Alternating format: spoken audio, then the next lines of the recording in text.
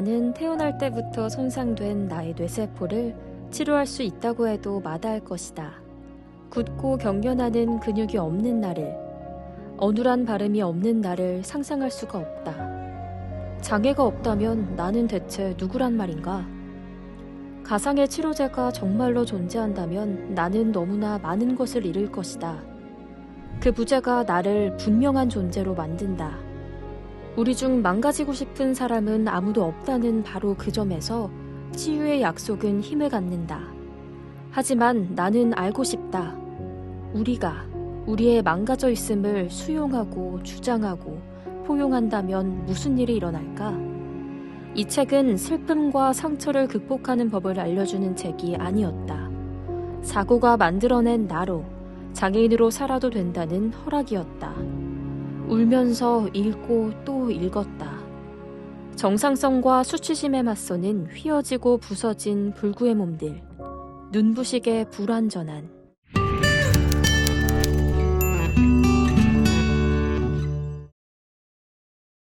생각의 힘을 기르는 알레오북스. 여러분 안녕하세요. 조수진입니다. 유시민입니다.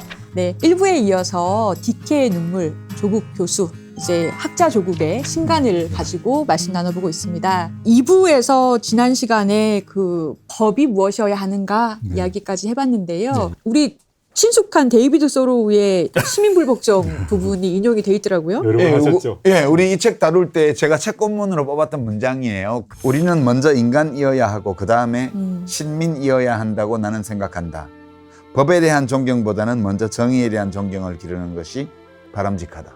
야, 되게 설득력 있는 말이에요. 예, 예. 맞아요. 사실은 법조인이 저도 그렇지만은 법학을 공부할 때부터 그냥 암기를 계속해요. 예, 예. 그러다 보면 처음엔 창의적인 생각, 이거 왜 이럴까? 토론도 하고 막 이렇게 하다가 나중에는 누가 판례 더 많이 OX 이거는 되고 안 되고 예, 예. 이렇게 되잖아요. 예, 예. 그러다 보면 사실은 법에 더 앞서 있는 인간으로서의 도리라던가 네. 이런 걸 생각할 기회가 없어지는데, 그런 능력이 없어지는데 이 세 줄이 다 말을 해주고 있는 것 같아요. 맞습니다. 소로가 했던 말을 보게 되면 신민이란 말은 복종하는 자거든요. 서브젝트니까. 복종하는 자가 아니라 주체로서의 인간을 얘기하는 거죠. 그때는 아직 이제 성평등 사상이 없을 때예요. 남자겠지만. 이게 인권 그러면 right of man 이렇게 예, 쓸 예, 때예요. 예, 예. 그러니까 여기서 man으로 썼는데 네. human being 예, 예. 이죠. 인간, 네. 사람을 얘기하는 거겠죠. 그러니까 복종하는 신민이 아니라 사람이라는 게 먼저란 것은 법에 대해서도 마찬가지란 것이죠. 법에 대해서 단순 복종 문제가 아니라 사람으로서 뭘 바라봐야 한다는 게 있고, 그 다음에 법과 정의를 구별하지 않습니까? 여기서 법은 존재하고 있는 실정 법률을 말하는 것이고, 근데 실정 법률과 정의를 대비한다는 것은 그 존재하고 있는 실정 법률이 틀릴 수도 있다는 걸 전제로 그렇죠. 하는 거죠. 예. 그 존재하고 있는 법률이 부정의할 수도 있다는 걸 전제로 하는 것이죠.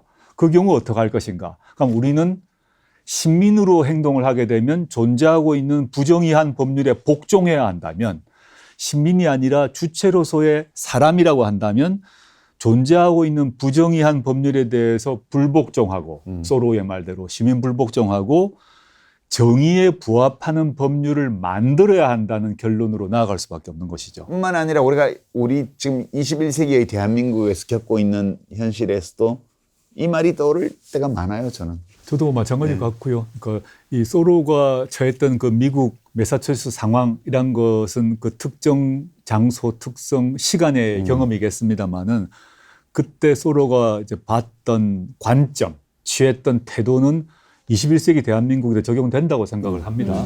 현 정부가 또 현 체제가 법을 운용하는 그런 방식, 그 국정 목표에 대해서 어떻게 바라볼 것인가. 단순히 복종하는 신민으로 행동할 것인가, 그렇지 않고 그걸 비판하고 개선하려고 하는 인간으로 살 것인가, 이런 문제의식을 던져준다 생각합니다. 그거 재밌지 않았어요? 이 네. 주제 관련해서 다산하고 맞아요. 예. 정조 시절에 정약용과 농민 이계심 두 사람이 주인공으로 등장한 일화가 161쪽에 나와요. 네네. 이건 제가 이제 강의할 때 많이 인용했던 그런 사례인데, 이번에 책에도 이제 넣었습니다만은, 18세기 조선에 있었던 일인데, 그 당시는 사실 절대군주 국가이기 때문에 왕이 최고 아닙니까? 예. 그때는 우리가 말하는 법치가 아니라 법을 이용한 지배가 관철되던 시대였던 거죠. 근데 그런 시대에도 불구하고 다산 정약용이 다른 생각을 했음을 보여줍니다. 당시에 이제 정약용이 살았던 그 시대에 그 황해도에서 일종의 농민들에 의한 불법 시위가 일어납니다. 당시 군포 비리가 막 있어가지고 화가 나서 이계심이라는 그런 농민이 그 백성 1,000명을 이끌고 막 관하로 가서 항의를 하고 난리를 핍니다. 그래서 당시 관하의 사람들은 뭐 수배를 했고 이제 황해도 곡산으로 정약용이 가게 되는데 정약용이 이제 그 황해도로 부임하는 길에 이계심이 딱 나타납니다. 야. 그 길에. 네. 그 당시에 관아의 관료들은 바로 잡으려고 했겠죠. 그랬더니 다산이 잡지 마라, 데리고 가자 해서 데리고 가서 오랏줄로 묶지도 않습니다. 지금 뭐 우리 같으면 체포 압수수색해서 농민을 끌고 갔을 건데 묶지 마라고 얘기하고 이계심을 데리고 가서 물어보니까 군포 비리 때문에 이러하라 그러니까 무죄 판결을 내리면서 했던 말이 관이 현명해지지 못하는 까닭은 민이 제 몸을 꾀하는 데만 재간을 부리고 관에 항의하지 않기 때문이다. 너 같은 사람은 관이 천금을 주고 사야 할 사람이다. 라고 얘기하면서 잘했다는 거죠. 예. 군포 비리에 대한 항의 시위 잘했다고 얘기하면서 처벌은커녕 상을 줘야 된다 그러고 무죄 방면을 합니다. 이게 엄청난 충격인 거죠. 그러니까 고위 공무원이 네. 이렇게 밀란을 부추겨도 되는 거예요. 시위꾼을 이렇게. 정약용 선생님이. 네. 그러니까 놀라운 일이고 당시에 그쵸. 지금도 그러한데 지금도 농민이 시위하게 되면 경찰청장이 가서 할 일은 잡아서 그냥 빨리 그렇죠. 처벌하는 것밖에 없을 것인데 유사한 일을 18세기 다산이 가서 다르게 접근했다는 거죠. 그러니까 이런 분은 지금 나서 대통령을 해야 돼. 정약용 다산 같은 선생님. 분은 글쎄 정말 말입니다. 왕조 시대에 나서 그런 거지. 글쎄 말입니다. 이런 인간형은 정말 드물어요. 그렇죠. 다산과 같은 이런 분은. 너무 네. 드물죠. 21세기 대한민국 현재 상황에도 시사한 바가 많다. 지금 권력이 어떤 의지를 관철하려고 할 때 또 비리를 일으켰을 때 시민은 어떻게 해야 될 것인가의 문제를 아주 잘 보여주고 그에 대해서 또 권력자는 어떤 태도를 취해야 될 것인가를 보여주는 사례라고 생각합니다. 그러니까 이게 일본 후쿠시마 원전 오염수 해고 오염수 방류에 반대하는 집회를 사람들이 하잖아요. 근데 이제 첫날 방류할 때 이렇게 뭐 물 색깔이 변했네 안 변했네 뭐 항공사진 찍은 게 돌아다닐 때 뭐 우리 정부가 나서서 그거를 뭐 가짜 뉴스라고 막 그랬잖아요. 네, 예. 그리고 이제 방류의 모니터링에 좀 참여를 시켜달라고 이제 외신 기자들도 요구를 하고 그래야지 믿을 거 아니냐 이렇게 근데 안 해줬고 도쿄전력에서 근데 며칠 지나지 않아서 방류수의 농도가 완전히 다르다고 그런 뉴스들이 나오고 그랬잖아요. 그만큼의 그 정화 능력이 안 된다면서요. 그러니까요. H단추에. 그러니까 이게 근데 이제 그거에 대해서 항의하니까 1+1을 100이라고 하는 이런 비과학적인 인간들하고 싸워야 돼. 이렇게 말하는 사람은 조선시대에 나서면 조병갑 같은 사람이 되는 거죠. 누구라고 말을 않겠습니다. 네. 뭐 조병갑 얘기 잘 하셨는데요. 제 책에서도 소개를 했습니다마는 조병갑은 정약용과 정반대의 이제 태도를 취한 사람이죠. 조병갑에 네. 대해서 누구나 다 아실 것 같고 동학혁명이 일어나게 만들었던 그 비리의 주인공 아닙니까? 고부군수. 고부군수죠. 탐관오리. 탐관오리의 뭐 대명사인데 많은 사람이 모르고 있는 게 조병갑의 그 뒤의 이야기인 겁니다. 네.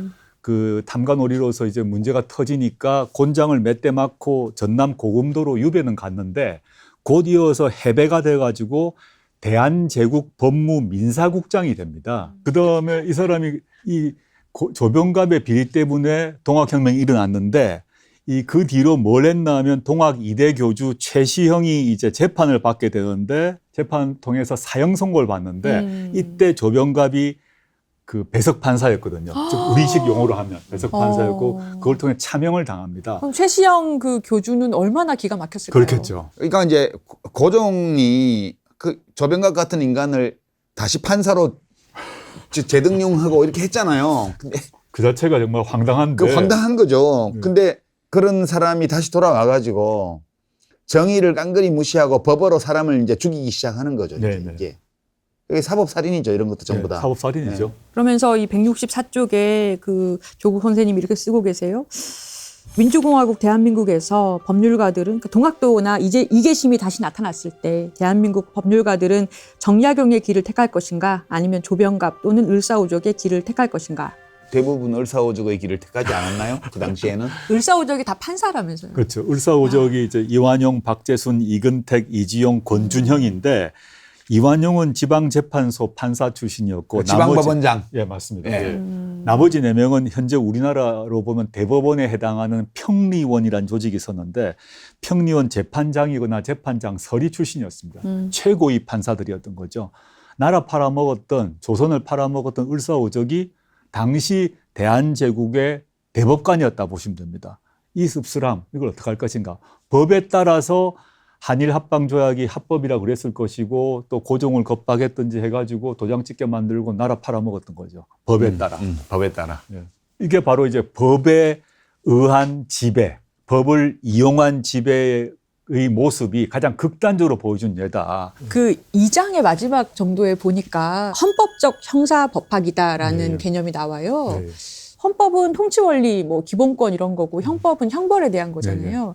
근데 이 헌법적 형사법학이라는 게 원래 있는 단어입니까? 아니면 예, 만드신 미국에서 건가요? 쓰는 용어입니다. 아, 그래요? 제가 만든 건 아니고 저도 처음 들어봤어요. 예, 예. 그러니까 우리나라에는 좀 대중화되어 있지 않고 그 constitutional criminal law, constitutional criminal procedure라는 용어를 이제 미국에서는 꼭 쓰는데 이게 이제 앞에 헌법적이란 말이 없으면 그냥 형사법학 아니겠습니까? 그러면 현재 존재하고 있는 형사법, 형사 절차, 형사소송법을 헌법의 관점에서 보지 않고 그냥 이것만 그대로 집행하고 해석하는 전통이 미국에도 있었던 것입니다.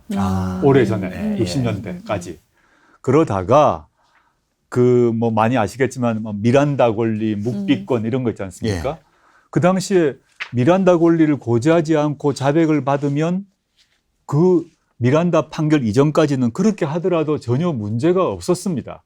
그런데 미국 연방대법원이 워렌 대법원장이 주도해서 실정 형사법과 실정 형사절차법에는 그런 게 없다고 하더라도 그런 경우는 헌법의 정신에 비추어 묵비권을 침해함으로 증거 능력을 배제해야 된다라고 판결 내린 거죠. 그걸 계기로 워렌 대법원장이 주도하는 이른바 형사절차 혁명이 일어난 이후로 형법을 바라볼 때, 형사 절차를 바라볼 때 반드시 헌법의 관점에서 바라봐야 된다라는 것이 이제 확립되고 그것을 헌법적 형사법학이라고 부르게 됩니다. 아, 미란다 원칙 고지하고 이런 것들이 당시 형사절차법에는 증거능력 배제한다는 게 없었습니다. 다 쓸 수 있었어요.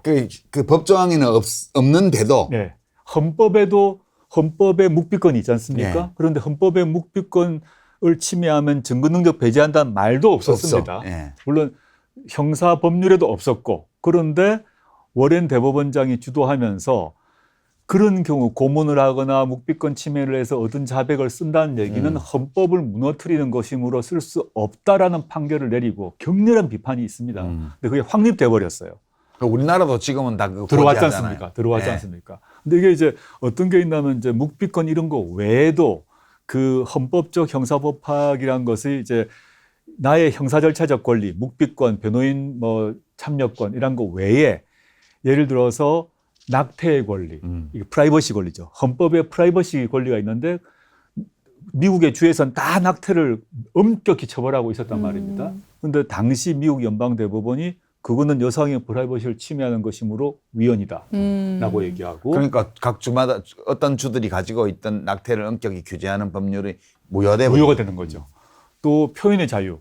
그런데 뭐 사상의 자유 관련해서 뭐 사회주의적 자유라거나 또는 뭐 미국 국기를 불태운다거나 어떻게 보면 급진적이고 진보적인 사상이나 행동들을 어떻게 할 것인가 해서 주법률이 모두 처벌한 겁니다. 국가보안법 비슷하게. 그랬는데 워렌 대법원장이 미국 헌법에는 표현의 자유가 있다. 표현의 자유의 관점에서는 미국 국기 불태우는 것도 그 폭탄을 던지지 않는 이상 좌파 사상을 얘기하는 것도 합법이다라고 선언을 해서 헌법적 관점에서 그런 법률을 모두 무효로 만들었습니다. 아니 미국에 그런 빨갱이 대법원장이 있었단 말이야. 이게 보면 아까 우리 일부에서 얘기했던 소수자 문제가 있는데 네. 소수자를 보호하는 것이 법원의 역할이라고 워렌 대법원장은 확신을 했습니다. 국회는 다수자가 그 장악하고 있고 그 다수자의 의견이 관철되어서 법률이 만들어지는데 그 법률 같은 경우는 양심적 병력 거부자를 인정해 줄 리도 없고 낙태의 자유 잘 인정 안 해줄 것 같고 또 성적 소수자의 뭐 혼인의 문제 인정 안 해줄 것 같고 등등등등 다 또 범죄인의 묵비권 인정 안 해준다. 다수자가 인정해 줄 리가 없다. 다수파가 장악하고 있는 국회는. 그럼 그 소수파, 소수자 국민들은 누가 신경 써야 되느냐? 법원이 신경 써야 된다. 그러니까 법원은 어떤 걸 기준으로 판단해야 되냐? 아무리 법률이 금지하고 범죄화했다 하더라도 미국의 헌법의 정신에 비추어 봤을 때 헌법 조항이 없는 경우에 그렇죠. 그렇죠. 하더라도 헌법의 정신에 기초해 보게 되면 그런 소수자를 처벌하면 안 된다라고 얘기하고 판결을 통해서 그 법률을 무효로 만들어버리고. 하기야 우리 헌법에도 30몇 조인가에 그거 있잖아요. 헌법에 열거하지 않았다는 이유로 무시되면 안 된다. 무시되면 안 된다 기본권은. 그게 기본 정신. 규정이 있죠. 그런 게 있죠. 그게 실제 힘을 발휘해야 되는데 우리는 이제 정의보다는 법률을 존중하고 법률 실증주의가 그런 관철되다 보니까 이런 우리나라에서 이 미국의 연방 대법원 특히 워렌 대법원장의 판결이 났다 그러면 난리가 났을 겁니다. 아마. 그 빨갱이 미국을 그렇게 따라 배우면서 왜 그거 안 배우지? 그건 안 배우는 거죠. 약간 그 죄형 법정주의라는 것에 대해서 우리 국민들이나 정치인이나 법조인들이 최소한 법에 어떤 행동하기 전에 미리 정해진 것만 처벌해야 된다라는 걸로 이해를 하셔야 되는데 그게 아니라 정해진 건 다 처벌해야 되고 왜냐하면 법이니까. 지금 이렇게 우리나라는 생각하시는 것 판사 같아요. 판결이 의심스러우면 피고인의 이익으로 하는 게 아니고 의심스러우면 검찰의 이익으로 해요. 판결이 그래요. 그게 이제 일본이 일제시대부터 지금까지 일본 형사사법 체제가 자신들을 자랑하면서 하는 게 뭐냐 하면 일본의 형사사법 체제는 정밀사법이다라고 합니다. 정밀. 무죄 추정의 원칙, 묵비권 이런 것보다 더 중요한 거는 아주 정밀하게 들어가서 세세한 사실도 다 밝혀야 된다. 이런 얘기입니다. 근데 그 속에서 문제는 뭐냐면 일본 헌법의 정신은 사라집니다. 그러니까 일본 헌법 지금은 많이 바뀌었는데 일본도 헌법이 있지 않습니까? 일본 헌법의 관점에서 특히 미군정이 일본 헌법을 만들어줬지 않습니까? 그런데 우리나라도 그 권위주의 정권 때 한국 헌법 좋은 헌법이 있었죠. 묵비권 다 있었습니다. 그런데 다 고문했죠. 근데 고문해서 받아도 다 증거로 썼지 않습니까? 믿을 수가 없고 지금 생각하면 황당한 거죠. 그 법정에서 고문의 증거를 다 내보이고 하는데도 판사가 안 들어주는 거예요. 오히려 피고인이 거짓말한다고 꾸짖었죠. 꾸짖고 오히려 형량을 높이기도 했죠. 근데 그런 시대는 지금 끝났는데 진짜 법원에는 안 갔으면 좋겠어. 괴로워. 피고인이시고 그냥 들리지가 않네요. 네. 그런 문화가 오랫동안 되다 보니까 정치적 민주화가 되고 또 헌법의 힘이 작동하는 현 시대에도 헌법과 법률이 긴장이 있었을 때 항상 긴장이 있는 거거든요.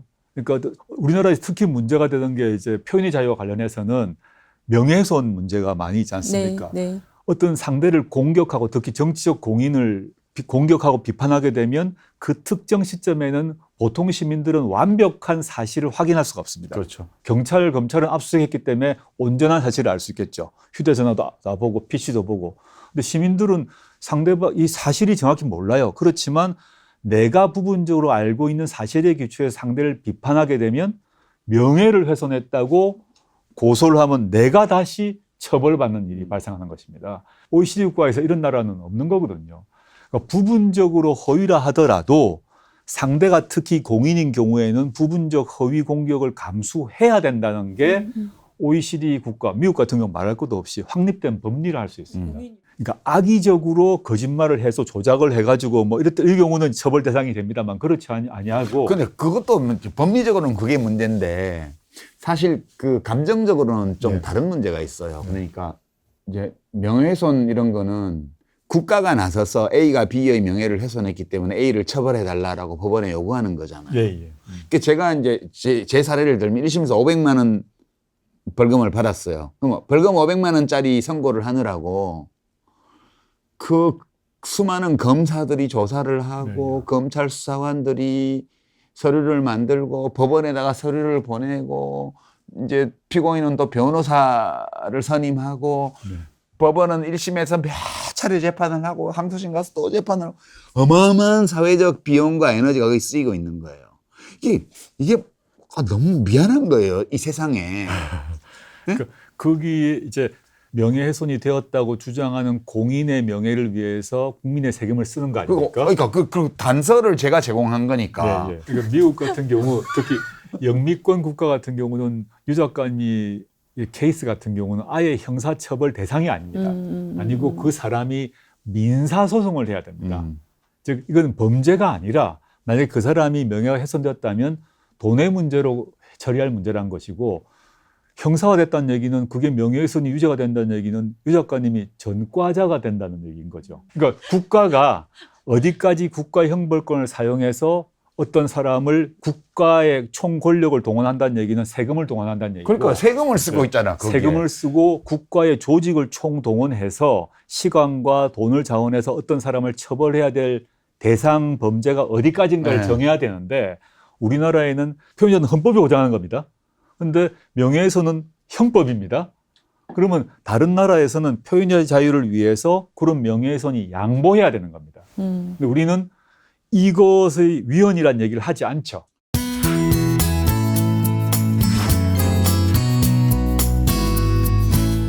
아픈 사람이 낫기 위해 병원에 가듯 사고를 겪은 사람이 이전의 몸 상태를 찾으려고 애쓰듯 우리는 장애를 가진 사람 역시 장애에서 벗어나 정상적인 몸을 갖게 되기를 바란다고 여깁니다.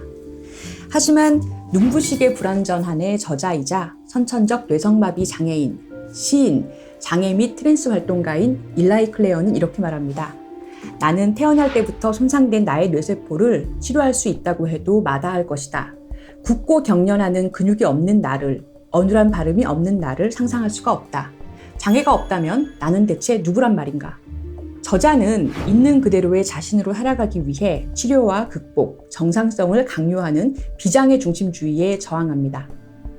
한편 트랜스젠더로서 스스로 원하는 몸과 마음의 상태를 위해 치유와 얽히고 때로는 치유를 갈망합니다. 이렇게 정상성과 치열하게 씨름하며 쓴 책 눈부시게 불완전하는 건강과 회복에 관한 새로운 관점을 탐색해 나가며 다양한 몸과 마음의 차이들이 존중받는 세상을 우색합니다.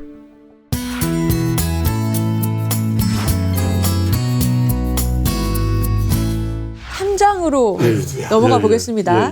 경제 권력에 관한 거예요. 재벌 카르텔. 이게 참 사실은 이제 오래 전부터 저는 우리나라의 정치 권력 외에 경제 권력이 바뀌어야 된다는 생각을 갖고 있었고, 1987년 정치적 민주화가 되었음에도 불구하고 전혀 변하지 않는 것은 경제 권력이다라고 생각해왔고, 이 경제 권력의 문제를 해결해야 된다. 그게 적어도 우리가 OECD 국가라면 OECD 국가 수준의 경제 민주화가 이루어져야 된다 저는 생각을 해왔습니다. 그럼 경제 민주화의 출발점이 뭘까 생각해 보면 우리나라의 경제 권력이 어디에 있는가, 시장 권력이 어디에 있는가, 네. 그건 뭐 간단히 재벌인 거죠. 근데 특이한 거는 재벌은 선출된 권력이 아닌데 네. 정치 권력이 대통령이 뭐 여러 번 바뀌어도 경제 권력은 전혀 바뀌지 않죠. 세습을 통해서 이루어지고 세습을 받은 그 아들 또는 손자가 그런 회사를 운영할 수 있는지에 대한 검증을 한 적도 없습니다. 그거는 이제 왕을 사실상 잘할 수 있는가를 검증해서 왕자가 왕이 되는 게 아니잖아요. 네. 그냥 왕의 아들이니까 왕이 되는 거잖아요. 그렇죠.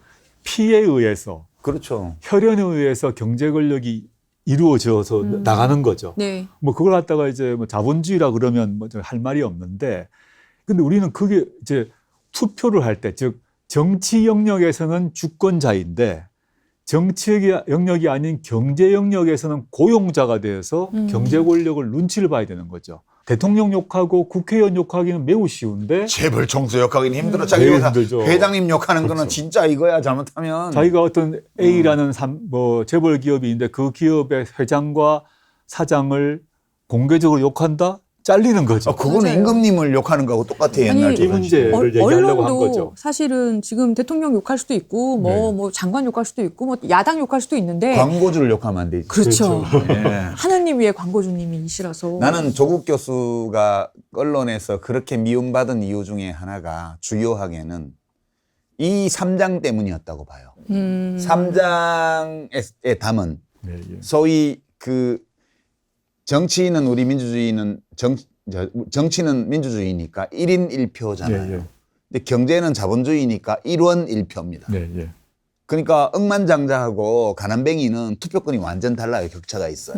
그러니까 1원 1표의 시스템이기 때문에 많은 돈을 가진 사람들이 경제를 지배하고 있잖아요. 네, 예. 그럼 경제를 소수가 지배하면 정치적 민주주의는 껍데기만 남게 되는 거니까 이 1인 1표의 민주주의 정신을 할 수 있는 범위까지 경제 영역에도 적용해 보자. 예. 이게 이제 경제민주화하고 맞습니다. 그런 건데 이 주장을 지속적으로 해왔기 때문에 사실 미움을 받을 충분한 요건이 돼.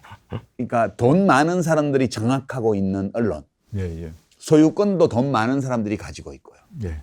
그다음에 그 언론 종사자에게 봉급을 주는 광고 수익을 제공하는 것도 다 돈 많은 사람들이에요. 그러니까 기본적으로 우리의 이 시장에서 작동하는 민영 언론은 방송이건 신문이건 간에 극소수를 제외하고는, 그러니까 기자들 마음대로 만드는 극소수 신문이나 방송을 제외하면 전부 다 일종의 자본의 지배 아래 놓여 있습니다. 이런 주장을 지속적으로 하는 사람은 미움받을 수밖에 없어요. 저는 그렇게 봐요. 여기 182쪽에도 쓰셨는데 권위주의 체계에서는 빨갱이라는 호칭이 인생을 끝장내는 낙인이었다면 기업의 논리가 사회를 지배하는 기업 사회가 된 지금은 반기업이야 라는 낙인이 이를 대체했다. 네, 예. 그러니까 반기업 낙인이 네, 찍힌 그렇죠. 거죠. 그러니까 지금 뭐 이제 우리가 아까도 말씀드렸던 정치인은 술자리 안주가 되고 있습니다. 과거에는 물론 권위주의 정권 때는 대통령 욕하면 바로 잡혀가서 고문당하는 거죠. 그 막걸리 보안법이라는 게 뭐 있는 거죠. 막걸리 먹다가 박정희 대통령 욕하다가 중앙정보부 끌려가서 뭐 고문당하는 게 흔했죠. 근데 지금은 윤석열 대통령도 우리가 공개적으로 많이 욕을 합니다. 또 술자리에서도 막 비판을 합니다. 그런데 이제 기업 오너에 대한 비판은 모두 삼가죠. 이게 이제 부가 소수에게 집중되어 있고 한 사회의 부를 소수가 독점하고 있다 보면 민주주의는 위축된다. 이게 저는 이제 공식이라고 생각을 합니다. 그 유 작가님 말씀하셨습니다. 민주주의라는 것은 1인 1표고 똑같은 발언권이 있는 걸 전제로 하는데 경제 영역은 아니거든요. 부자가 있고 빈자가 있을 수밖에 없기 때문에 발언권이 달라지지 않습니까? 이 문제를 어떻게 할 것인가. 이걸 그대로 방치하게 되면 선거날 투표를 해서 내가 표 하나를 찍는 건 뭐 내 자유지만 그 정치 영역 아닌 나머지 쪽에서는 항상 부를 독점한 사람의 발언권이 훨씬 높아질 수밖에 없고 그것도 부를 가진 사람이 아까 뭐 기 작가님 말씀하셨던 언론을 통해서뿐만 아니라 정치를 통해서 또 규정을 하겠죠. 국회의원들에게 후원을 한다거나 진짜 카르텔을 만든다거나 인적 네트워크를 만들어서 자신의 이익을 관철하려고 하지 않겠습니까? 그러면 그냥 단결되지 않은 연대하지 않은 그냥 일반 시민은 표 하나밖에 없는 셈이 되고 그러면 자신의 발언권이 약해질 수밖에 없는 거죠.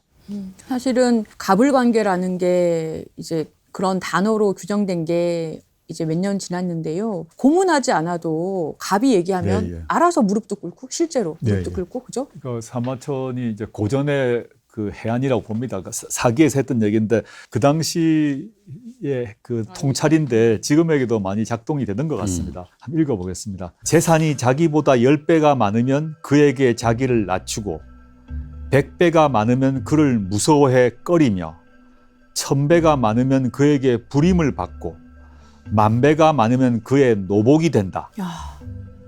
지금 보면 뭐 너무 우리하고 네. 우리에게 하는 말 같지 않습니까? 지금 그대로 네, 똑같겠어요. 이런 거죠. 근데 우리 조국 박사님, 예, 예. 경영권이라는 게 헌법의 권리예요? 없습니다. 없어요? 네, 경영권이라는 단어가 헌법에 없습니다. 그렇네, 생각해보니. 전혀 없습니다. 근데 언론에서는 좀 경영권 침해라는 말을 왜 이렇게 많이 써요? 존재하지도 않는 그게 이제 권리인데? 재산권은 헌법에 있죠. 있죠. 그 재산이라는 거는 뭐 우리가 말하는 나의 돈, 뭐 동산, 부동산 얘기지만 그렇지만 재산권은 공익에 맞게 행사돼야 된다는 조항도 물론 있죠. 같이 있죠. 예. 근데 경영권이랑은 헌법에도 전혀 없는 얘기다. 따라서 헌법의 관점에 보게 되면 경영권은 당연히 통제 제한할 수 있는 것입니다. 법률에는 있어요, 경영권이? 그런 건 있죠. 아. 예, 경영이라는 단어가 있습니다만은 근데 헌법을 통해서 경영권이 보장된다는 말은 할 수가 없습니다. 그 헌법적 권리가 아닌 거죠. 예, 그러니까 재벌 총수의 주식이 있다고 합시다. 개인 소유의 주식. 그럼 그 사람 주식을 함부로 뺏을 수는 없겠죠. 그렇죠. 주식은 그 사람 거니까. 근데 경영권은 우리는 자연스럽게 그냥 경영권도 상속되지 않습니까? 맞아요. 그런 것들을 통제하는 법률은 얼마인지 만들 수가 있는 거죠. 경영권을 눈에 보이지 않는 경영권이라는 걸 상속시키기 위해서 네네. 기업을 계열사를 구조조정을 막 하고 합치고 뭐 네. 주식도 막 나눴다가 쪼갰다가 하잖아요. 순환 출자하고 이렇게 해가지고 그 재벌 상속될 대상자에게 몰아주는 방식으로 그렇죠. 회사를 바꾸지 않습니까? 그만큼 돈이 없는 사람한테 세금을 적게 내게 하면서도 네네. 그 주식을 몰아주기 위한 네. 방법으로 이 주식을 쪼개서 가치를 네네. 높이고 얘는 죽이고 막 이런 식으로 네. 하잖아요. 이걸 이제 우리가 허용되는 걸로 봐왔고, 근데 이게 허용되는 것이 맞나? 의문을 안 품는 거죠. 정치 권력에서 막 그런 것을 막 공격을 하는데 경제 권력에서 이루어진 모든 일들에 대해서는 저 사람이 운이 좋아서 태어나서 계속 실장되고 이렇게 해서 또 우리의 또 실장님이 실장 다음에 부회장 되고 회장 되는 거구나라고 우리가 그냥 당연시하고 있는 게 있다. 근데 사실은 이 책에도 있지만 삼성이 망하면 한국이 망한다. 네, 라는 불안감이랄까요? 그러니까 재벌 족벌 체계로 승계돼 오는 것을 뭔가 갑자기 뭐 경영 전문인이 이렇게 바꾸는 거에 대한 불안감 같은 것 이게 실제로 있잖아요. 그렇죠. 그래서 뭐 우리나라의 기업 문화의 특수성이라고 이제 얘기되는 게 오너십이 중요하다. 오너십. 네. 그래서 이제 대대로 내려가야지 중대한 결정을 할 수 있다. 맞아요. 이재용이 아니면 어떻게 이런 투자를 했겠어? 네. 뭐 이런 논리죠. 사실 결과론적으로 잘 된 걸 보면서. 그 반도체를 결정을 했기 때문에 이렇게 됐다라고 하는데 지금 이재용 회장 같은 경우는 이제 회장 되기 전에 중요한 몇 가지 결정을 하는데 다 실패를 하지 않습니까? 근데 그렇지만 회장으로 된 데 문제가 없고 또 물론 이제 재벌의 자식들 중에서 성공한 경우도 있습니다. 전문 경영인 영역에서 성공하건 성공하지 못한 관계없이 회장이 되죠. 그러면 우리가 이제 자본주의가 가장 발달되어 있다고 미국 같은 경우 이런 예는 거의 없지 않습니까? 마이크로소프트에서 자기 아들한테 안 주잖아요. 또 뭐 포드 자동차가 포드한테 안 주지 않습니까? 근데 기업은 전혀 문제없이 돌아가지 않습니까? 그러니까 우리나라의 이 상황에 대해서 지금 뭐 급진적으로 갑자기 확 다 뺐자 이런 얘기를 하는 게 아니라 이게 우리의 유일한 대안인가? 이런 식으로 가는 것이 전혀 불변의 원칙인가? 그게 우리 정치를 비롯한 사회문화 다른 영역에까지 이 재벌 체제라는 이 독점 시스템, 네. 이런 일표의 이 경제 논리가 사회를 전체적으로 지배하지 못하도록 견제는 해야 돼요. 네. 기업은 민주주의가 아니지 않습니까? 네. 기업의 운영 방식이라는 민주주의가 아닐 수 있다 저는 생각하는데 그렇지만 이게 하나는 우리가 뭐 노동상권이라는 건 뭐 다 알고 있고 보장되어 있는 거고 뭐 임금 인상 문제, 노조 조직 문제 이런 게 다 헌법에 보장되어 있고 법률에 보장되어 있는데 실제 그 기업에서 그걸 행사할 경우에 있어서는 법적으로는 보장되어 있지만 그걸 행사하게 되면 경영자가 또 오너가 그렇게 좋아하진 않겠죠. 이게 하나가 있고요. 즉 법적 권리를 행사하는 것을 두려워해야 되는 헌법이 보장한 자신의 노동 관련 권리를 행사하는 것이 눈치를 봐야 되는 상황인 정치적 거죠. 권리 행사하는 거, 표현의 자유까지 다 억압하는 거예요, 스스로. 네. 스스로 무서워서. 혹시나 인사의 네. 불이익을 받을까 조심해야 되고 뭐 이제 이런 문제가 제가 이 책에서도 소개했습니다만은 주한 독일 대사가 우리나라에서 강의를 했던 건데 우리가 알고 있는 독일의 유명한 모든 회사들 뭐 폭스바겐 등등 자동차 회사 같은 경우는 그 경영진의 노조 대표가 무조건 들어가야 되거든요. 공동결정법. 공동결정법. mitbestimmungsgesetz라 그래서 네. 법으로 돼 있죠. 그렇죠. 법률에 네. 따라서 네. 우리가 웬만하는 독일의 주요 대기업들은 경영 자체의 노조가 개입되어 있어서 그건 노동이사라고 부르는데 네. 그 의사를 반영을 할 수 있습니다. 그래서 조직 문화에서 지금 그 유 사장님이 말씀하셨던 그런 모습들이 드러날 수가 없죠. 공개적으로 회사 이렇게 돼야 됩니다. 저렇게 돼야 됩니다는 얘기를 할 수 있는 거죠. 그리고 뭐 제가 발렌베리 그룹, 스웨덴 네. 발렌베리 그룹 얘기했습니다만 그 경우는 더 말할 것도 없고. 그게 사회적 대타협의 대표 사례로 맞습니다. 늘 거론하는 예, 거죠. 예. 이 발렌베리 그룹 같은 경우는 6대째 150년 이상 그 우리식으로 얘기하면 재벌의 혈족들이 그 그룹의 대표가 됐습니다. 그런데 지금 발렌베리에 대해서 스웨덴 국민들이 전혀 불만을 안 가지는 거죠. 일단 뭐 거의 우리나라 삼성하고 거의 같습니다. 그렇죠. 발렌베리가 뭐 유명한 회사들 다 가지고 있습니다. 네. 사브 뭐 이런 뭐 자동차 회사부터 시작해서 에릭슨, 일렉트로닉스 다 가지고 있는데 이게 엄청나요. 시가총액이 스웨덴 주식 시장의 40%가 넘는데요. 네. 삼성보다 더 하죠. 훨씬 엄청난 기업인데도 엄청난 불구하고 기업이에요. 불만이 없는 이유가 일단 발렌베리의 그룹의 회사들은 각각의 이사회가 있고 각각의 이사회가 독립적으로 움직이지 위에 총수의 뜻대로 가지 않습니다. 그리고 각각의 이사회에는 다 노동 이사가 참여를 하는 겁니다. 그리고 이제 그 경영을 하는 데 있어서 그 사주 일가가 개입은 하긴 하지만 실제 전문 경영인이 대부분 경영을 하게 돼 있고, 그리고 우리나라 개인적으로 더 관심이 있을 수 있는데 시민들이 발렌베리 가문이다, 그 혈족이다 그러면 반드시 해야 될 게 부모 도움 없이 명문대 졸업해야 되고. 예. 명문대라 해야 돼. 아무 대학이라 안 되고. 절대 안 됩니다. 등록금도 부모 도움 없이. 자기가 장학금으로 등록금도 다 벌어야 그리고 되는 반드시 혼자 몸으로 해외 유학 가야 되고. 이거 힘들다. 이거 힘들다. 즉 부모가 돈 안 내준다는 얘기입니다. 그다음에 해군 장교가 반드시 돼야 됩니다. 그러니까 자기 힘으로 공부하고 복무하고 해외 유학 갔다 와야 그다음에 발렌베리 그룹의 경영자가 될 수 있는 자격이 되니까. 그룹에 속한 기업의 경영자. CEO가 되려면. 그렇죠. 난 CEO 안 할래. 그래서 난 그냥 나 같으면 맞습니다. 그냥 아버지한테 돈 받아갖고 유학 갔다 오고 편하게 살래. 그 발렌베리 혈족 중에서 그걸 갖춘 사람은 경영자가 되고 안 간 사람은 주식만 갖고 있습니다. 그렇죠. 난 주식만 가질래. 나 같으면 주식만 가질래. 군 면제 받으면 안 되는 거예요? 그렇죠. 안 되는 되지. 거죠. 야. 군 면제가거나 군대 해군 장교가 안 되면 경영에 참여를 못 하고 그냥 즐겁게 사는 거예요. 난 즐겁게 살래. 나 같으면. 그러니까 이게 있으니까 시민들이 이게 아니 저 회사에 자회사가 있지만 자회사에 노동자들이 다 이사로 참여하고 그 자회사에 오너가 왔는데 이 오너가 혼자 열심히 해서 해군 장교도 되고 혼자 장학금도 받아서 유학도 하고 그랬네? 그냥 깔 게 없는 거죠. 깔게 없는 까방권 뭐 거죠. 여러 네. 개 군대 갔다 와고 또 해군 갔다 와. 아니 뭐 저 집안 애가 아니라도 저 정도면 CEO 하겠네. 네. 이렇게 되는 거지. 그러니까 불만을 안 가지고 그래가지고 발렌베리 동상을 세워줬어요. 오. 우리가 지금 들어보면 이게 꿈인가 할 수 있는데 꿈인가 생각하지 말고 이런 모습이 우리 사회의 재벌 모습 아닌가 좀 바람직하다고 생각합니다. 근데 이제 그 대가를 줬죠. 사회적 물론이죠. 배타협이라는 게 예. 차등 의결권 제도라 그래서 대주주가 네. 의결권을 꽃배기로 행사할 수 있도록 예, 예, 예. 해줘서 그 경영권도 아니고 뭐라 할까 이제 지배권을 보장해 준 거죠. 지배권이죠. 지배권을. 이거 우리 한국 재벌들이 다 그 차등 의결권을 달라고 계속 요구하고 상법 개정해달라고 하는데 네.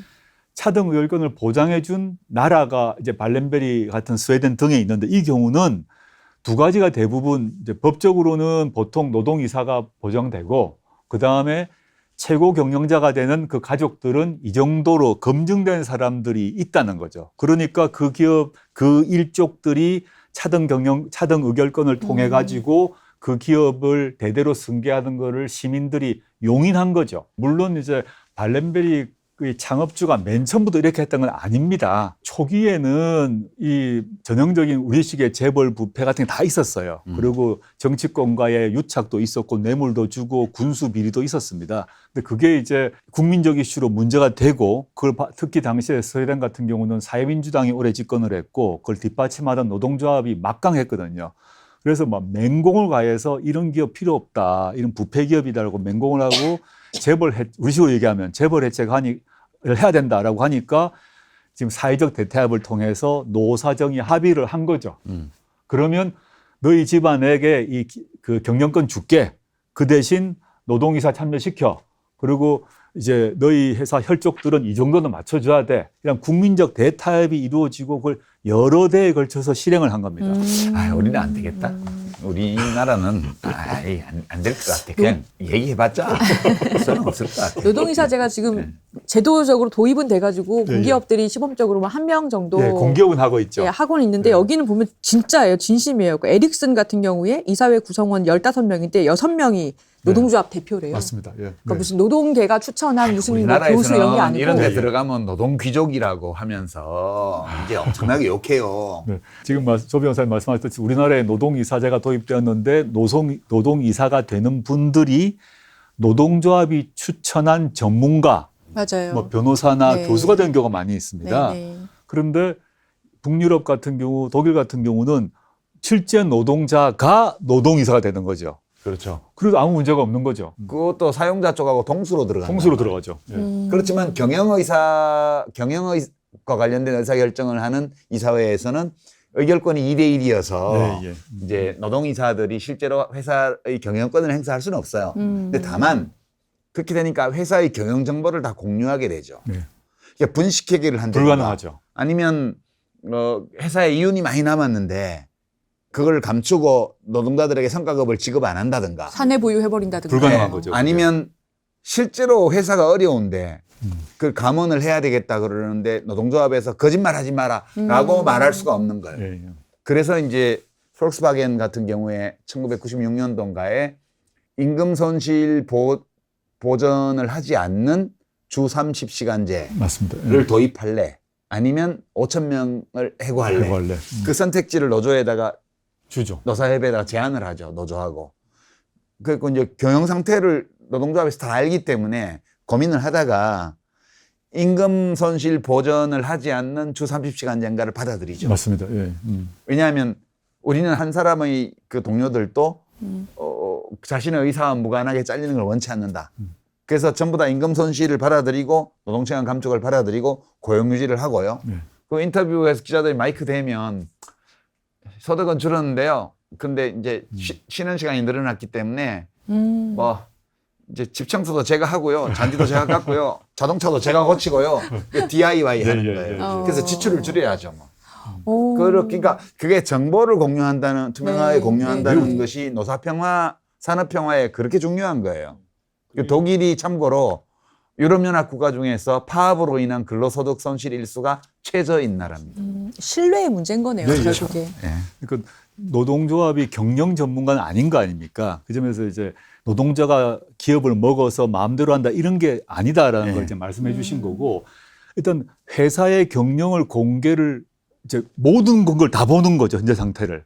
공개를 하면 그다음에 일단 비리가 발생할 기회가 일단 차단되는 거고 각종 범죄가 그렇죠. 차단되는 거고 두 번째 말씀하셨듯이 노동조합 인원을 줄이든 노동 조건과 관련된 결정을 할 때 노동조합의 동의가 훨씬 쉬워지기 때문에 노사 안정도 이루어지죠. 네. 그래서 파업 일수가 적은 예, 거예요. 예. 이거를 민주적 자본주의라고 할 수 네, 있을 예. 것 같아요. 네, 예. 그거를 독일 사람들은 사회적 시장 경제라고 표현하더군요. 그렇죠. 사회적 시장 경제. 네. 사회적 시장 그리고 경제. 보수파들이 만들었어요. 우익 정당에서. 2차 대전 끝나고 나서 최초의 집권을 보수당이 했을 때 그때 기초를 만들었고요. 이제 60년대 후반 말 70년대 이제에 걸쳐서 3인당 정권이 들어섰을 때 좀 더 보완이 됐죠. 그래서 공동결정법 같은 것은 3인당 정권 때 70년대 도입이 됐고. 근데 이제 보수 정당들 쪽에서 합의를 다 했어요. 네.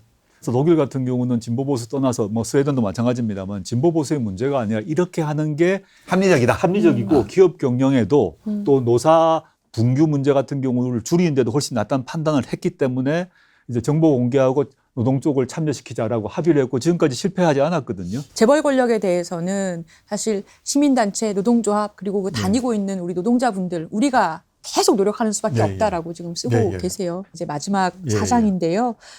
공감하는 인간들의 연대. 우리 사람이 되긴 힘들어도 괴물이 되지 말자. 이렇게 해서 1장부터 걸어 나온 조국 교수님이 마지막에 이렇게 책 끝부분까지 걸어갔어요. 그러니까 이게 저희가 공감하는 사람들의 연대라고 말을 한 게 한편으로는 차선책인데요. 네. 3장의 문제의식, 즉 경제민주화를 이루려고 그러면 사실은 제도화가 돼야 되거든요. 법이 바뀌어서 지금 여러 가지 독일이나 뭐 스웨덴의 사례에 따라서 법을 바꾸면 좋겠죠. 근데 지금 당장 법이 바뀌기 쉽지 않다. 그런 상태에서 그러면 어떻게 할 것인가? 그 주권자 시민들이 어떻게 움직일 것인가의 문제입니다. 이제 개인으로서 제도가 바뀌기 전에 저는 그럼 첫째는 공감이고 두 번째는 연대라고 생각을 하는 거죠. 이런 상황에 대해서 남의 일이야가 아니라 공감하고 그럼 내가 할 수 있는 건 뭐지? 이제 연대 아니겠습니까? 그런 것을 좀 소박한 차원에서 제시하려고 했던 거고 몇 가지 사례, 뭐 노란봉투법 문제라거나 또는 여러 그 이제 우리나라 또는 외국에서 있었던 사례를 얘기를 했고요. 제가 뭐 그 외국 축구 클럽 얘기를 했습니다마는 우리가 프로 축구 경기를 하는데 우리나라에서 프로 축구 선수들이 파업을 하게 되면 프로 축구 보러 간 사람들이 막 화를 낼 거 아닙니까? 네. 너 왜 파업하냐 할 건데 유럽에서는 파업하니까 임금 때문에 파업을 하니까 파업 잘했다고 그 관중들이 박수 쳐줬다는 거죠. 열심히 뛰는데 네. 왜 봉급을 안 주냐고. 이런 태도, 이제 시민들의 태도가 우리가 이제 내가 구경하러 갔는데 이 등등의 이유로 파업했을 때 어떤 태도를 보일 건가. 그리고 뒤에는 이제 좀 저는 반대의 경우입니다만 참 씁쓸했던 건데 모 대학에서 청소 노동자들이 파업을 하니까 그 대학 학생들이 맞아요. 그 청소 노동자들을 고발을 했단 말입니다. 그 지금 그때 재판 진행되고 있지 않습니까? 정말 놀랐어요 그때. 저도 깜짝 놀랐는데 네. 당신들이 파업을 해가지고 시끄러워져서 내 수업권이 침해받았다. 따라서 맞아요. 당신들은 나한테 손해배상해. 정말 법리적으로 형식주의적인 논리 아닙니까? 나의 권리가 있고 당신이 나를 침해했다. 그거는 그 청소 노동자들에 대한 공감은 0인 거죠. 공감하지 못하니까 연대를 할 수가 없는 거죠. 맞아요. 내가 수업할 때 시끄럽더라도 저분들의 마음이, 저분들의 처지가 어떠하니까 내가 시끄러운 건 참아야지. 이게 아니라 난 여기 등록금 내고 수업 듣는데 왜 시끄럽게 해? 라고 바로 고발을 해버리는 거죠. 약간 그 사례를 봤을 때 말씀하신 공감을 저도 떠올렸는데 사실 본인이 이런 약자나 본인이 소수가 되어보지 않았기 때문에 사실 누구나 어떤 사정에서든 이 긴 인생에서 소수가 될 수 있거든요. 내가 약자가 될 수가 있는데 그때 그런 공감이나 연대의 손길이 있을 때 그게 정말 큰 힘이 되는 건데 이걸 생각을 못하는 것 같아요. 자기는 지금까지 승자였고 또 앞으로도 승자가 될 거라고 확신하고 그렇습니다. 있었다고 생각합니다. 본인의 노력이 너무 많았고 너무 컸고 그러니까 나는 한치의 실패도 없을 건데 이 길에 왜 걸거치느냐 이렇게 되는 근데 거죠. 이게 약간 이제 비슷한 사건인데 성격은 좀 다른 게 여기 이 책 285쪽에 이제 두 학교의 사례가 나와 있어요. 우선 이제 2022년도에 있었던 일인데 연세대학교에서 학생회관 근처에서 이렇게 청소노동자, 경비노동자들이 임금 근로조건 개선 요구하면서 좀 시끄럽게 했다고 해가지고 수업권 침해로 업무방해 고소하고 그다음에 뭐 미신고 집회라고 집시법 위반으로 고발하고 이제 학생 3명이 한 거예요. 이거는 이런 학생들이 있을 수 있죠. 아니 뭐 학생이 수천 명인데 1년에 뭐 만 단위가 넘어가잖아요. 그러니까 그런 학생이 있을 수 있죠. 그러니까 이거는 이제 저는 있을 수 있는 일이라고 보고요. 잘했다는 얘기는 아니지만 이 학생들이. 근데 더 심각한 거는 중앙대 총학생회 쪽이 이 이제 참 재밌죠. 이제 중앙대 청소노동자들이 업무 환경 개선하면서 파업한다고 해가지고 우리 대학의 브랜드 가치가 떨어진다 하면서 사실 이 문제는 중앙대 학교와는 직접 관계가 없는 하청업체 일인데 라는 입장을 냈어요. 이거는 총학생회가 이런 입장을 냈다는 것 때문에 차원이 좀 달라요. 맞습니다. 그래서 저는 연세대 거는 혀차고 이렇게 그냥 별내들이 다 있구나. 하긴 뭐 소크라테스를 고소해가지고 사형에 처하게 한 놈들도 3명이나 있었는데 뭐 예나 지금이나 뭐 그런 사람 있지 뭐 이렇게 넘어갈 수 있는데 총학생회가 이렇게 했다는 건 좀 더 심각한 문제거든요. 차원이 다른. 저도 뭐 맞는 말씀이라고 생각하고요. 그러니까 이게 과거와 이제 뭐 70년대, 80년대 같은 경우 이제 대학생이다 그러면 출신 계층 계급이 다양했고 또 뭐 이른바 서울 지역의 명문대라고 하더라도 지방에서 온 학생들이 많다거나 또는 계층 계급상 어려운 사람이 많았다고 한다면 지금 서울 지역의 명문대, 이른바 인서울이라고 그러죠. 같은 경우는 출신 계층 계급이 그 이전보다 훨씬 높아진 것 같습니다. 상위로 올라가 있다는 거죠. 과거에 이런 상상할 수 없는 일들이 벌어진 이유가 뭘까? 이런 그 대학생의 계층 계급의 측면이 하나 있고요. 그 다음에 이제 유 작가님이 말씀하셨던 것처럼 과거에 학생회라 그러면 학생 또는 지식인이라고 예비 지식인으로서 학생의 역할이라는 것은 자신이 속하고 있는 계층 계급 집단의 이익을 뛰어넘어서 국민 전체를 바라보고 무슨 일을 하려고 하는 것이 지식인이다. 뭐 이렇게 교육받고 그렇게 인식했다면 그런 생각들이 옅어진 게 아닌가. 내가 A란 대학에 왔는데 내가 취업하는데 방해가 되는 사람들이다. 이 사람들은 노동자가 파업을 하니까 내 대학의 브랜드 가치가 떨어지면 내가 취업하는데 방해된다. 이런 식으로 사고하게 돼버린 거죠. 조직적으로. 그러니까 지금 이제 시대가 바뀌었다는 걸 인정을 할 수밖에 없죠. 그러니까 제가 대학을 들어갔던 1978년도는 우리 1959년생이 약 100만 명 태어난 세대고요. 대학에 들어갈 연령이 되었을 때까지 이제 그 통계표를 보면 90만 명 정도 이상이 살아 있었어요. 네, 90만 명. 근데 그 중에서 4년제 대학을 몇 명이 갔냐면 7만 명이 갔어요. 그리고 이제 전문대학까지 합쳐서 15만 명만 고등교육을 받았거든요. 그러니까 한 75만 명은 그냥 고등학교를 졸업하고 이제 생계를 벌러 나가든가 공장으로 가든가 뭐 직업훈련을 간단히 받고 아니면 고등학교도 못 가고 중학교, 초등학교 졸업하고 바로 취업을 해야죠. 바로 이제 일하러 나간. 이렇게 된 거니까 그 당시에는 특수계층이어서 대학생이. 그러니까 사회적 책무, 우리는 사회에서 큰 혜택을 본 사람들이라는 자의식 이런 것들이 있어서 뭔가 좀 우리 개인의 이익과는 무관하거나 또는 심지어 배치되는 경우에조차도 누군가가 해야 될 일을 우리가 해야 돼. 네. 이런 게 있었어요. 지금은 거의 뭐 그 고등학교 졸업자의 약 70%가 대학을 가잖아요. 그러니까 그게 특별한 집단이 아니에요. 그거 있고 예전에는 저희가 젊었을 때는 이제 그 학생들이 내는 목소리에 사회가 귀를 기울였어요. 그게 이제 사람들이 생계 때문에 또는 무서워서 하지 못하는 말, 행동 이런 것들을 대학생들이 대신했단 말이에요. 근데 지금은 그걸 사회가 요구하지도 않고 학생들이 하지도 않아요. 네, 오히려 이용을 당하고 있죠. 기성세대한테. 거기 이제 국힘 계열의 어떤 성향을 가진 사람들이 모인 사이트나 이런 데에서 뭐 제일 나쁜 동문 누구냐, 뭐 조국, 유시민 이런 거 나오면 대서특필하고 이런 식으로 이용해 먹는 대상이 돼버려서 그 시대의 변화를 체감하고 있어요. 저는 그걸 보면서. 그래서 이런 일들이 생기는 게 우리가 젊었을 때의 기준으로 이걸 나쁘다 이렇게 말할 필요까지는 없는 것 같고요. 그냥 세상이 이렇게 됐나 보다. 이게 좀 씁쓸한 것 같고요. 그러니까 이게 계층 계급이 달라지고 그러다 보니 사회적인 본인이 생각하는 자신의 미래도 달라진 것 같고 사회가 대학생에게 요구하는 것도 달라진 상태인데 근데 실제 객관적인 지표를 보게 되면 고등학교 졸업자들이 대부분 대학에 갈 수 있고 가고 있는데 대졸자들이 실제 취업할 수 있는 조건들이 좋아졌느냐? 그건 또 아니거든요. 아니죠. 전혀 아니거든요. 네, 네. 근데 이제 많은 대학생들이 아까 중앙대 총학생회 케이스 같은 경우도 자신이 졸업하면 자신이 아주 우리 사회에서 매우 높은 계급적으로 이렇게 올라간다고 좀 착각하고 있는 게 아닌가라는 생각이 듭니다, 저는. 자기도 노동조합을 해야 되는 상황으로 갈 가능성이 더 더 높거든요. 높죠. 예. 더 높은데 실제는 자기가 더 지금 파업하고 있는 노동자가 자기 노동을 하지 않는 사람이 될 수 있다고 생각하니까 공감을 할 수 없고 저 사람은 타자가 되는 거죠. 자기 중앙대 캠퍼스에서 노동하는 사람들이 파업하면 타자고 난 저 사람이 아니고 난 저 사람처럼 될 리가 없고 되고 싶지도 않고 그러니까 이 사람은 나의 방해꾼이 되고 조직적으로 이제 배척하는 이런 논리 구조가 만들어진 게 아닌가 싶습니다.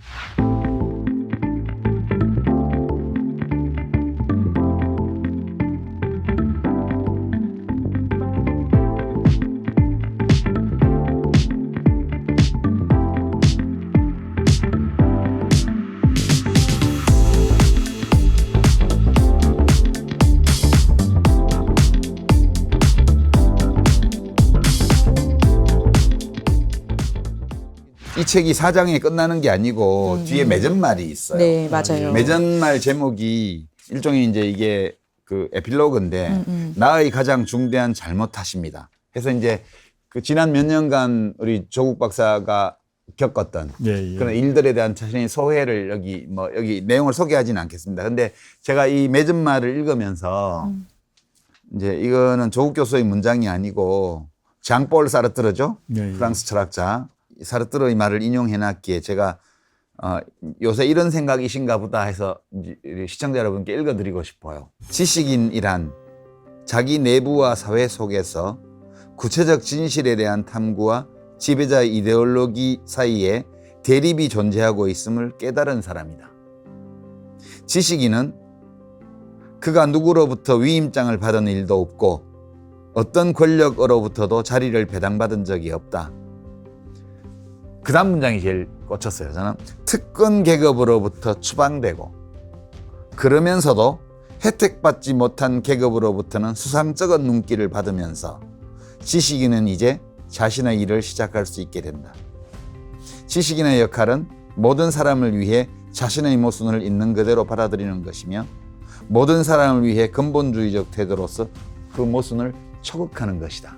이렇게 돼 있어요. 이게 되게 문장 자체는 좀 난해한 문장처럼 돼 있지만 몇 번 이렇게 읽어보면 느낌이 오는데 그 제가 특별하다고 했던 특권 계급으로부터 추방되고 그러면서도 혜택받지 못한 계급으로부터는 수상쩍은 눈길을 받으면서 이 대목이었어요. 딱 이게 지금 그 법학자 조국의 처지를 그냥 예견한 듯 써놓은 문장이어서 이게 저한테 되게 꽂혔거든요. 그러니까 앞으로 어떻게 살아가실지 걱정하는 분들이 많거든요. 일단 뭐 저는 제가 아까 표현을 쓰자면 그 특권 또는 뭐 혜택 이런 것들이 이제 비자발적으로 다 박탈된 것 같습니다.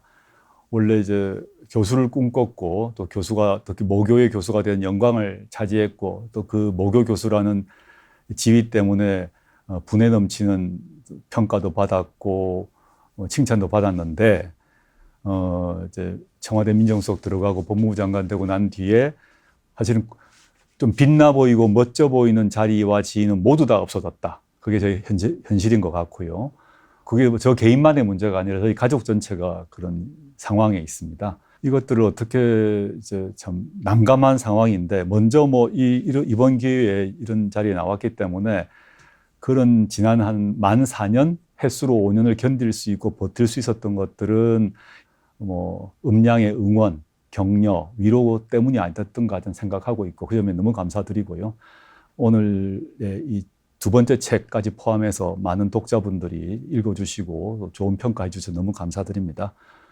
그리고 제가 이 책에도 그런 얘기를 썼습니다마는 제 스스로가 혜택받은 존재라는 것을 인정하고 있고 그 혜택이 박탈된 것에 대해서 고통스럽지만 또 그 역시 받아들이고요. 또 제 스스로에게 모순이 있고 흠결이 있고 한계가 있다고 저는 직시하고 있습니다. 그리고 제가 책임져야 될 게 있으면 저는 도덕적으로든 법적으로는 책임지겠다. 근데 그 제거의 소명이나 해명이 받아들이지 않는다 하더라도 그건 받아들일 수밖에 없는 게 현실임을 또 직시하고 있습니다. 이제는 그 뒤에 어떤 삶을 살 것인가가 정말 미지의 길이 남아 있습니다. 연말 연초까지 재판이 또 진행되고 있는데요. 그때까지는 재판에 집중할 것이고요. 그 재판이 일정하게 마무리되어 가는 시점에 이 재판에 있다는 얘기는 일정 족쇄를 찬 몸이기 때문에 족쇄를 차고 입에는 이제 마스크가 채워진 그런 상태이라서 발언권도 없고 운신에도 제한이 되는 그런 상황인데 재판이 마무리되어 나가고 또 가족들도 일정하게 좀 마무리를 하고 나면 어떤 길을 걸어야 할 것인가 고민 중에 있습니다. 그런데 뭐 일체 그에 대해서는 지금 구체적인 계획을 뭐 세우거나 또 세운 적도 없고 그런 발언을 한 적도 없습니다. 그냥 좀 추상적으로 그냥 길 없는 길을 만들어 나가겠다, 걸어가겠다 이 정도만 말씀드리겠습니다. 감사합니다. 그러니까 이제 우리 조국 박사, 이제 박사라고 해야지 교수도 쫓겨났고 지금 그렇기 때문에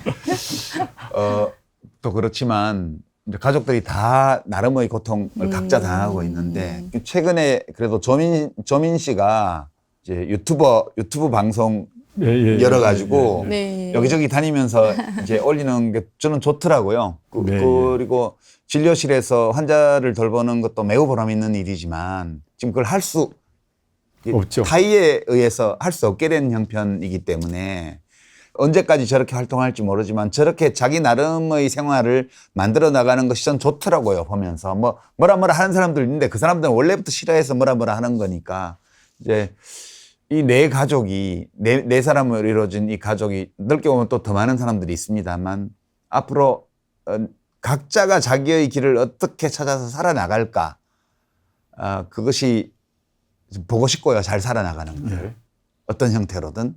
저는 뭐 저나 저희 딸내미 뭐 가족들이 이제 겪고 있고 겪어야 할 그 시련의 시간이 언제 끝날지는 알 수가 없습니다. 그 무조건 낙관적으로 생각하지는 않고 있고요.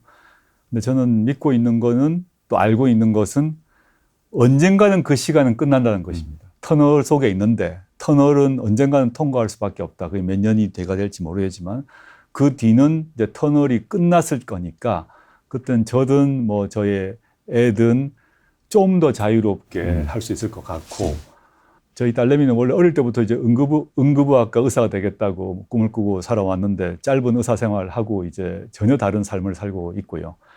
좀 저의 생각으로는 의도적으로 더 밝고 명랑한 모습을 보이려고 하는 게 아닌가라는 생각이 들어서 애비 입장에서는 그 밝은 모습을 보면서 좀 씁쓸하고 약간 이중 감정이 듭니다. 아니 밖에서 보는 사람들도 이중 감정 느껴요. 그렇지만 울고 다니는 것보다는 훨씬 나요. 지금. 그래서 뭐 그냥 저는 뭐 그 유튜브 방송을 다 챙겨보지 못하고 있습니다. 사실은. 근데 열심히 하고 있는 것 같고 그냥 그 자기의 친구와 벗들이 주위에 같이 있고 같이 챙겨주고 그 여행도 같이 가고 이러면서 추스려 나가고 새로운 길을 열어가고 있는 게 아닌가 이 정도로 저는 이해하고 있습니다. 네, DK의 눈물 2회에 걸쳐서 저희가 다뤄봤습니다. 다음 주에는요, 리 맥킨타이어의 포스트 트루스 같이 읽어보겠습니다. 그 이야기 손님으로는 이 책의 해제를 쓰신 저희 너무 좋아하는 정준희 교수님 모실 예정이고요. 유시민 작가님, 이 책이 우리 알릴레오 북스 시즌 4의 마지막 책이라면서요? 예, 이제 이거 하고 나면 날도 추워지고 또 저도 또 겨울에는 또 글쓰기에 좀 집중을 해야 되는 것도 있고 또 우리 제작진도 여러 가지 변화도 있고 이래서 정비해야 될 시간이 온 것 같아요. 그래서 이제 한 것만 더 다루고 2회에 걸쳐서 그런 다음에 다시 좀 정비해서 추운 겨울이 좀 지나가고 나면 다시 우리 시청자 여러분들을 찾아뵐까 그렇게 생각합니다. 이 포스트루스는 이제 미디어 환경 변화나 이런 것과 관련해서 여러 가지 생각해 볼 점이 많은 책이라서 그 전부터 다뤄야 되는데 하다가 이번 시즌 마지막에 다루게 돼 있습니다. 그 언론에 대해서 한번 특히 제도 언론 또는 레거시 미디어에 대해서 우리가 한번 더 생각해 보는 그런 계기가 되기를 바라면서 선정했습니다. 예, 정준희 교수님 와주신 건 처음인 것 같은데 직접 뵈면은 그 똑똑함에 치인다는 우리 정준희 교수님 많이 기대해 주시고요. 구독과 좋아요, 알림 설정까지 해주시고요. 팟캐스트로도 많은 관심 부탁드립니다. 인사드리고 마치겠습니다. 수고하셨습니다. 수고하셨습니다. 아유, 감사합니다. 아유, 고맙습니다.